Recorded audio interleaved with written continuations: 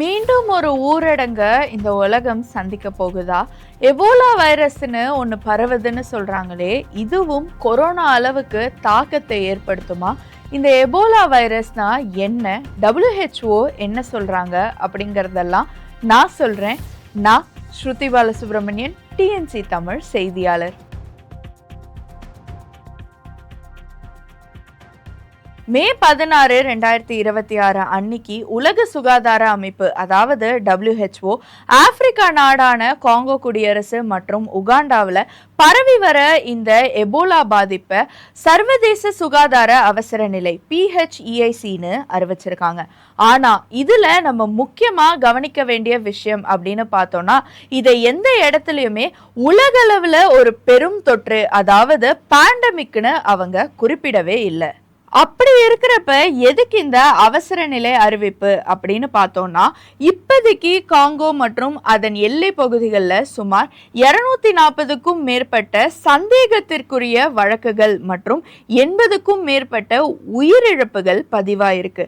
ஆக இந்த நோய் இதுக்கு மேலேயும் பரவாம தடுக்கிறதுக்காக தான் இந்த அவசர நிலை அறிவிப்பை கொடுத்திருக்காங்க. இப்போ பரவற எபோலா வைரஸ் முன்னாடி இருந்த எபோலா வைரஸை விட வித்தியாசமானதா அப்படின்னு கேட்டா ஆமா.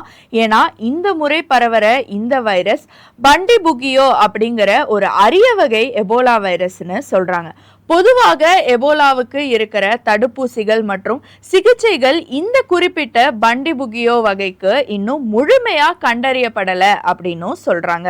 இந்த வகையான வைரஸை ஆரம்ப கட்ட பரிசோதனையில கண்டுபிடிக்கிறது கொஞ்சம் சவாலான விஷயமா இருக்கு அப்படின்னு சொல்றாங்க.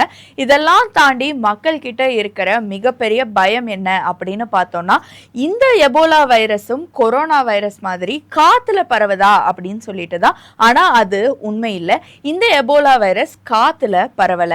பாதிக்கப்பட்டவங்களுடைய ரத்தமோ இல்லாட்டி வியர்வையோ இல்லாட்டி உமிழ்நீர் மாதிரியான பாடி ஃப்ளூயிட்ஸ் எல்லாம் நம்ம மேல நேரடியா படும்போதோ இல்லாட்டி பாதிக்கப்பட்டவங்க யூஸ் பண்ண ஊசி இல்லாட்டி அவங்களுடைய உடை மூலியமா தான் இந்த வைரஸ் பரவுதை வழிஞ்சு கொரோனா மாதிரி காத்துல பரவல அப்படிங்கறதையும் WHO சொல்லியிருக்காங்க.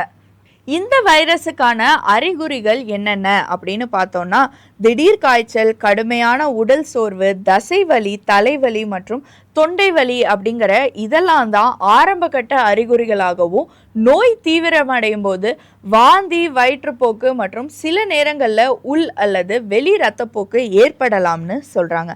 இந்த அறிகுறிகள் மலேரியா அல்லது டைபாய்டு காய்ச்சல் போல தோன்றுவதனால முறையான மருத்துவ பரிசோதனை ரொம்பவே அவசியம்.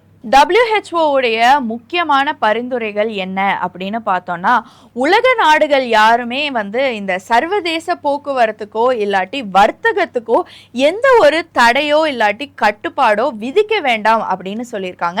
இந்த வைரஸ் பரவுது அப்படிங்கிறதுக்காக எல்லையை மூடுறீங்க அப்படின்னா அது மக்கள் மத்தியில் தேவையில்லாத ஒரு பீதியை தான் ஏற்படுத்துமே வழிஞ்சு இந்த கட்டுப்பாடோ தடையோ இதெல்லாம் விதிக்க வேண்டாம்.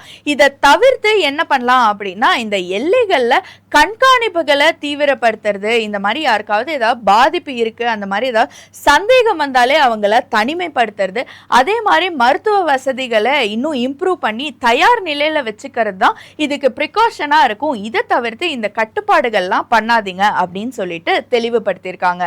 சுருக்கமா சொல்லணும்னா, இந்த எபோலா வைரஸுடைய தாக்கம் அப்படிங்கிறது இப்போதைக்கு ஆப்பிரிக்கா நாட்டுடைய எல்லைக்குள்ளதான் அதோடைய தாக்கம் தீவிரமா இருக்கு. ஸோ இந்தியாவோ மற்ற நாடுகளோ இப்போதைக்கு இதை கண்டு பயப்பட வேண்டிய அவசியம் இல்லை. ஆனா விழிப்புணர்வோட இருக்கிறதும் வதந்திகளை தவிர்க்கிறதும் ரொம்பவே அவசியம். ஸ்ருதி பாலசுப்ரமணியன், டிஎன்சி தமிழ் செய்தியாளர்.